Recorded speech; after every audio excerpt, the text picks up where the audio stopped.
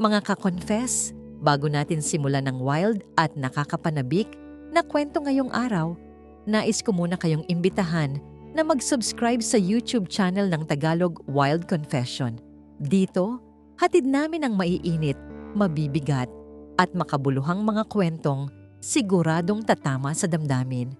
Paalala lang po, ang lahat ng kwentong maririnig ninyo ay pawang katang-isip lamang at ginawa para magbigay aliw at aral. Anumang pagkakatulad sa tunay na tao o pangyayari ay hindi sinasadya. At ngayon, mga ka-confess, ihanda nyo na ang sarili ninyo dahil isa na namang nakakaintriga at kapanapanabik na Tagalog Wild Confession ang inyong mapapakinggan. Simulan na natin. Dear Ate J, tawagin mo na lang akong Kimberly. Isa akong HR specialist sa isang sikat na kumpanya rito sa Pasay. Maayos ang trabaho ko, disente, at madalas ay ako ang tinitingala pagdating sa pagiging professional. Pero alam mo naman ang buhay, Ate J, parang isang malinis na papel na kapag nalagyan ng kahit isang patak lang ng tinta, mahirap nang ibalik sa dati. Nagsimula ang lahat noong huling Biyernes ng buwan. Ang aming kumpanya ay kilala sa pagiging work hard, play harder. Dahil naging matagumpay ang nakaraang quarter, naisipan ng management na magpa-party sa isang sikat na function hall sa Pasay, malapit lang sa Mall of Asia. Noong umagang yon, ramdam na ang excitement sa paligid. Ang mga katrabaho ko, imbes na spreadsheets ang iniintindi, ay abala sa pag-uusap tungkol sa isusuot nilang damit at kung sino ang balak nilang targetin sa inuman mamaya. Isa sa mga laging laman ng usap-usapan ay si Anthony. Si Anthony ang aming sales manager. Gwapo, matangkad, at may boses na tila humahaplos sa pandinig ng kahit sinong babae. Pero may isang problema. Si Anthony ay may asawa na, at ang asawa niya, walang iba kundi si Sharon, ang aming finance head. Si Sharon ay kabaligtaran ni Anthony. Siya ay strikto, laging formal, at tila walang emosyon. Marami ang nagtataka kung paano nagtagal ang dalawa. Pero para sa amin, sila ang power couple ng kumpanya. Ngunit bilang isang HR, marami akong naririnig.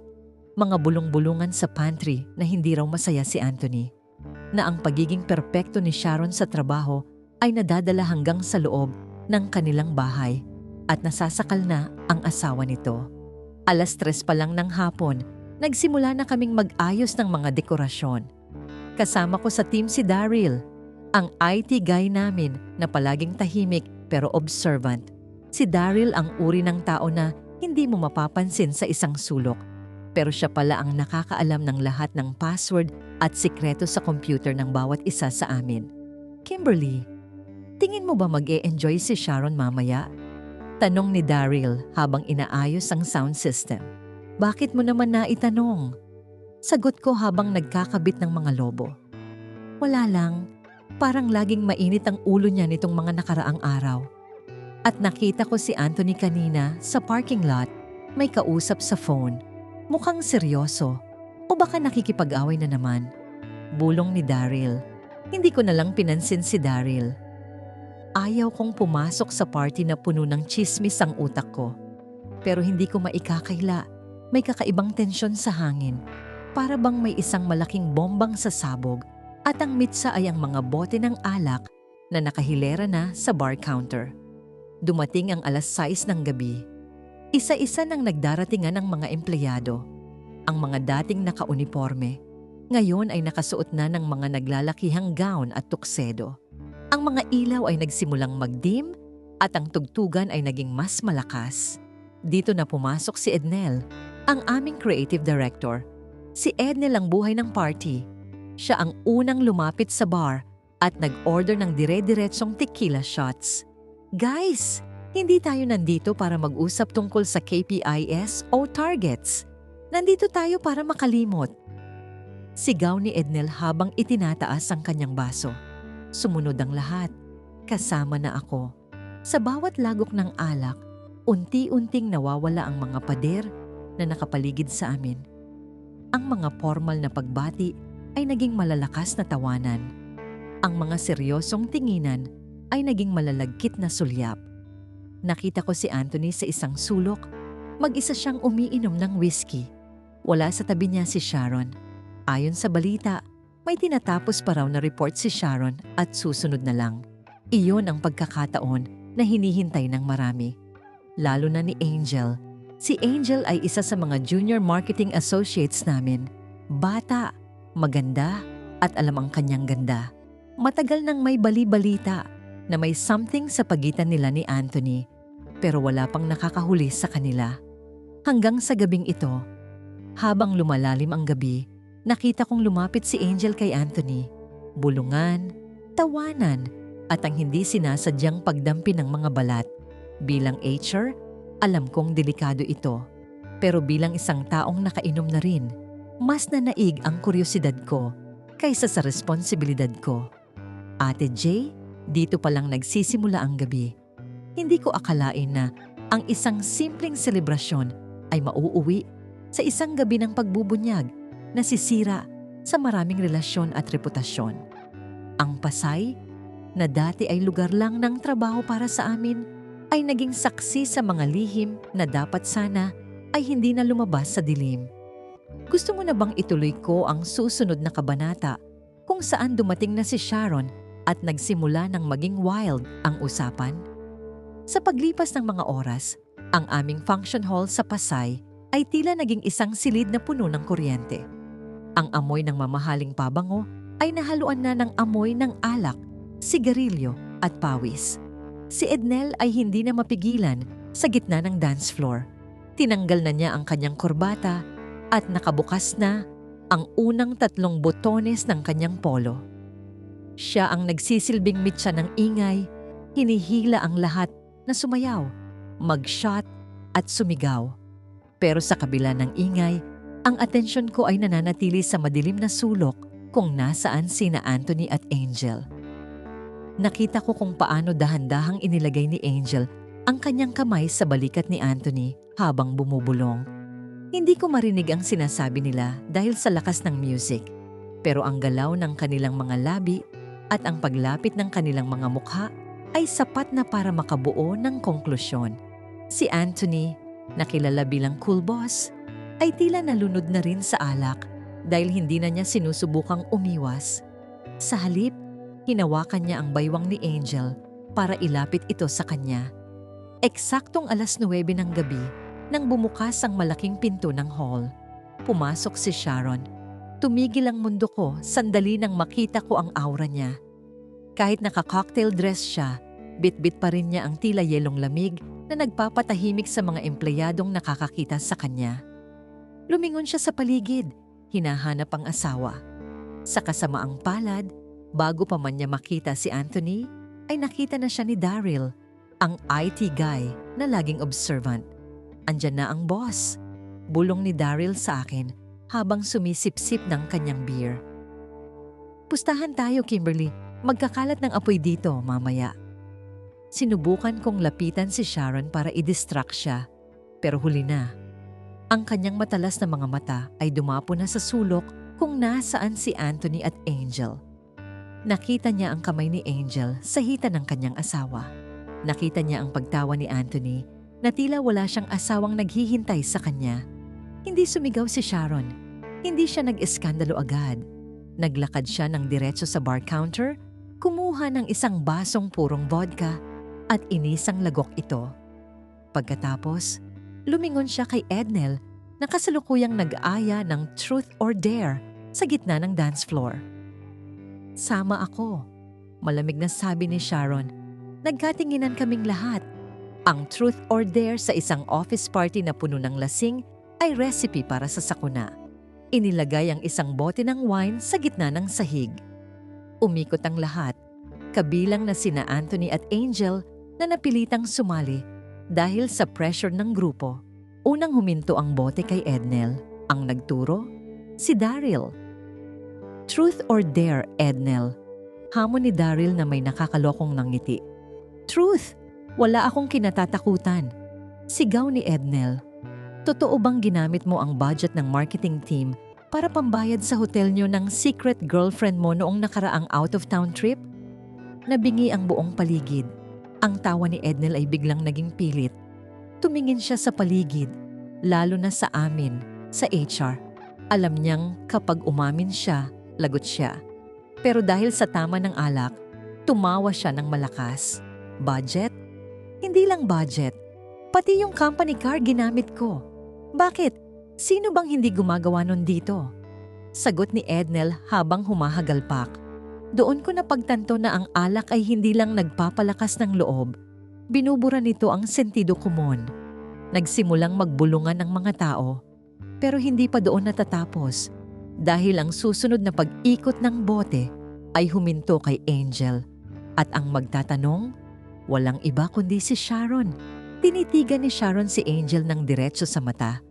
Ang tensyon ay halos pwedeng hiwain ng kutsilyo. Ang mga tao ay tumigil sa pag-inom. Ang music ay tila naging background noise na lang. Truth or dare, Angel? Tanong ni Sharon. Ang boses niya ay kalmado pero puno ng panganib. Truth po, Ma'am Sharon. Sagot ni Angel. Bagaman halatang nanginginig ang kanyang boses at namumula na ang kanyang mukha sa hiya o sa alak. Simple lang ang tanong ko, panimula ni Sharon habang nilalaro ang baso ng alak sa kanyang kamay. Sino ang huling lalaking hinalikan mo sa loob ng elevator ng kumpanyang ito noong Martes ng gabi? Alas 8 ng gabi? Habang akala nyo ay sira ang CCTV? Parang sumabog ang bomba sa loob ng hall. Napatingin ang lahat kay Anthony na biglang namutla at nabitawan ang kanyang baso. Si Angel ay hindi makapagsalita. Ang kanyang mga mata ay pabalik-balik kay Anthony at Sharon. Ma'am, ano po kasi? Nauutal na sabi ni Angel. Sagutin mo ang tanong, Angel. Truth? Di ba? Pagpapatuloy ni Sharon. O baka gusto mong ako na ang sumagot? Kasi hawak ko ang kopya ng footage na akala nyo ay nabura na ng IT department. Lumingon ako kay Daryl. Ngumisi lang siya sa akin at itinaas ang kanyang bote. Doon ko naintindihan. Si Daryl ang nagbigay ng impormasyon kay Sharon. Walang sikreto sa IT department na hindi lumalabas kung gugustuhin nila. Tumayo si Anthony. Sinusubukang hawakan ang braso ni Sharon. Sharon, uwi na tayo. Lasing ka na.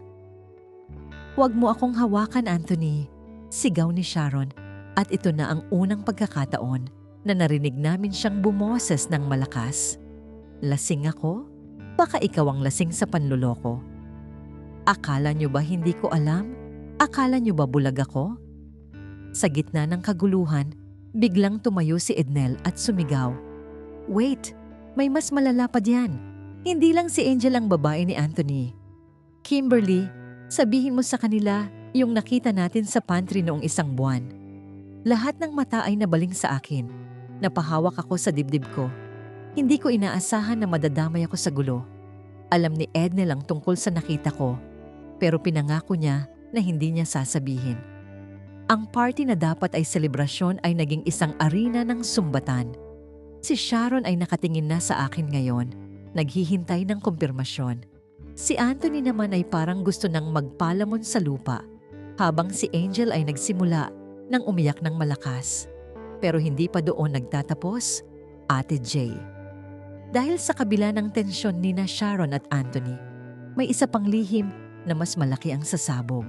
Isang lihim na hindi lang tungkol sa pangangaliwa, kundi tungkol sa malaking perang nawawala sa kumpanya na ang akala ng lahat ay si Sharon ang may hawak. Pero ang totoo ay may ibang nagmamanipula. Napatitig ako kay Sharon, pagkatapos ay kay Anthony. Ramdam ko ang pamumuo ng pawis sa aking noo, kahit na napakalamig ng aircon sa loob ng hall. Ang lahat ay tila hinihingal, naghihintay sa bawat salitang lalabas sa bibig ko. Ednel, lasing ka na. Pabulong kong saway sa kanya, pero huli na. Anong lasing? Kimberly, sabihin mo. Sabihin mo sa kanila na hindi lang si Angel ang kalaro ni Anthony. Na pati yung pinsan ni Sharon na si Daryl, na akala nating lahat ay hamak na IT lang, ay kasabot sa paglipat ng pondo ng kumpanya papunta sa account ni Anthony. Sigaw ni Ednel habang itinuturo si Daryl. Nabitiwan ni Sharon ang kanyang baso. Ang basag na kristal sa sahig ay tila simbolo ng pagkawasak ng kanyang pagkatao sa gabing iyon. Lumingon siya kay Daryl na kanina pa tahimik na nakaupo sa gilid. Ang ngisi sa mukha ni Daryl ay dahan-dahang nawala, napalitan ng isang seryosong tingin na puno ng pagkapuot. "Daryl, totoo ba?" tanong ni Sharon. Ang boses niya ay halos pabulong na lang. Tumayo si Daryl at dahan-dahang lumapit sa gitna. "Totoo, Ate Sharon. Bakit? Akala mo ba ikaw lang ang pwedeng maging makapangyarihan sa pamilyang ito? Pagod na akong maging anino mo lang dito sa kumpanya." "Si Anthony. Madaling utuin yan. Isang konting sulat lang sa HR, isang konting pagpapakita ng ebidensya laban sa kanya. Gagawin na niya ang gusto ko.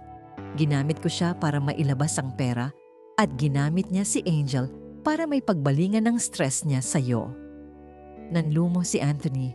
Napaupo siya sa sahig. Sapo ang kanyang ulo. "Sharon, sorry. Akala ko tutulungan niya ako sa mga utang ko." Naging wild na ang eksena. Si Angel ay nag-iiyak sa isang tabi habang sinusubukang lapitan ni Anthony.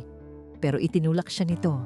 Si Sharon naman, sa gitna ng galit at sakit, ay hindi na nakapagpigil. Nilapitan niya si Anthony at isang malakas na sampal ang dumapo sa mukha nito. Kasunod ng isa pang sampal para kay Angel. "Sa Lunes, asahan niyo ang termination papers niyo. At ikaw, Daryl, magkita tayo sa korte." Sigaw ni Sharon habang tumutulo ang luha. Pero bago pa man makalabas si Sharon, humarap si Daryl sa aming lahat at itinaas ang kanyang cellphone. "Bago niyo ako ipakulong, siguraduhin niyo munang malinis ang lahat dito. Dahil sa system ko, nakita ko rin ang mga ghost employees na pinapasweldo ni Kimberly sa HR para sa sarili niyang bulsa." Tumigil ang tibok ng puso ko. Akala ko ay ligtas ang sikreto ko. Akala ko ay walang nakakaalam na dahil sa baon sa utang ang pamilya ko, ay gumagawa ako ng paraan para makakuha ng extra. Sa isang gabi, sa ilalim ng mga ilaw ng Pasay, ang lahat ng baho namin ay lumabas. Ang party ay natapos hindi sa tawanan, kundi sa pagdating ng mga security guard at pulis dahil sa gulo at sa mga reklamong embezzlement na agad na itinawag ng board members na nakarinig pala sa labas. Maraming nawalan ng trabaho, maraming nasirang pamilya, at maraming reputasyon ang gumuho. Ang alak na sana ay pampalubag loob, naging lason na nagbunyag ng katotohanan. At yan ang kwento ni Kimberly, isang kwentong puno ng aral na ang bawat sikreto, gaano man ito kalalim na ibaon, ay laging may paraan para lumabas, lalo na kung hinaluan na ng alak at maling bugso ng damdamin. Mga ka-confess, at diyan na nagtatapos ang ating kwento para sa araw na ito. Maraming salamat sa inyong walang sawang pakikinig at pagsama sa amin sa bawat emosyong ating pinagdadaanan. Sana ay may napulot kayong aral na ang katapatan ay mas mahalaga kaysa sa anumang panandaliang sarap o pera. Hanggang sa susunod nating kwentong Tagalog Wild Confession. Muli, huwag niyo sanang kalimutang mag-subscribe sa aming YouTube channel ng Tagalog Wild Confession at i-follow na rin ang aming Facebook page na Tagalog Wild Confession para lagi kayong updated sa ating mga bagong uploads. I-like at i-share na rin ang video na ito para mas marami pa tayong maabot na mga ka-confess. Maraming salamat, ingat kayo lagi at hanggang sa muli.